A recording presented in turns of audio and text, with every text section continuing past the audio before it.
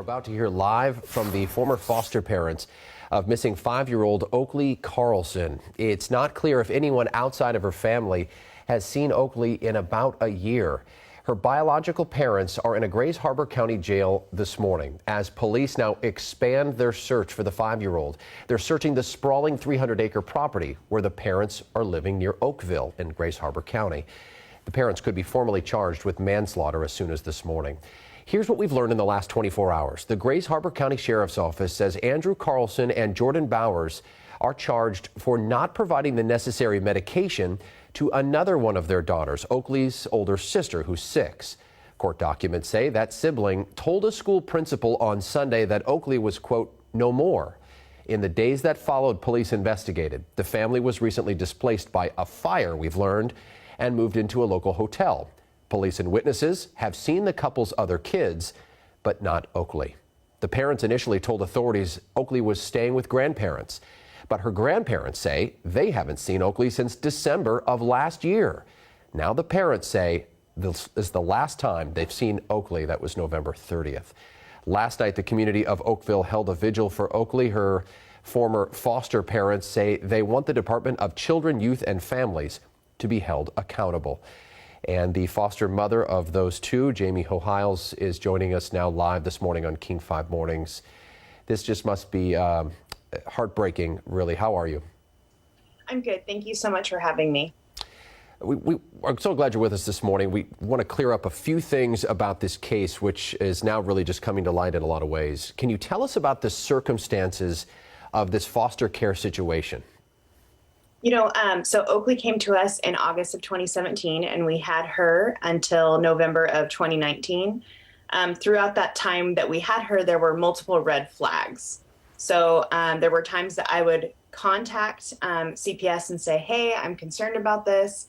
And they would kind of say, well, we'll investigate it. We'll look into it. And even after she did go back, there were times that I would hear something in the community and I would reach out and say, I'm concerned about this. And I don't know if I never had any follow-up, which I'm not necessarily expecting there to be follow-up, but I'm just disappointed that the times that I did follow up, that there still was no kind of resolution to this. And this probably could have been avoided. What can you tell us about why Oakley was put back into the custody of those two? What did the state tell you about why they may have been given a second chance or whether they deserved it? I don't know 100% as to what the state standards necessarily are. I just know in our case, once those parents started to get their acts together and be clean and show that they could, I guess, be fit parents, that just checked all of a sudden those boxes, even if it was a very fast decision to return Oakley and her siblings. Did you feel that it was appropriate to give Oakley back? No, and even if, so we were told in October of 2019 that she would be returning. She, at that point, hadn't had a full overnight visit yet. And by November of 2019, she was placed back permanently. That's incredibly fast on a child, and that's very traumatic to go from full-time with my husband and I to full-time with Jordan and Andrew. And so I understood, yes, she might transition back, but could we just do it slower? Could we not, can we not do it where we scare her, where she's traumatized from this? But that didn't even seem to be an option either. And we have asked the state Department of Children, Youth and Families about this. They have not commented to us specifically on this case. Overnight, we also learned that this couple was charged with abandonment of Oakley's older sister. What kind of warning signs have you seen in regards to that? I personally don't know, since I didn't foster her older sister. Okay. But I feel that sounds pretty much right in line. That sounds pretty much right in line with the neglect. And honestly, it's sad to say that I am not surprised. Why do you say that? I think just because when we had Oakley, there were some red flags that I noticed with parenting.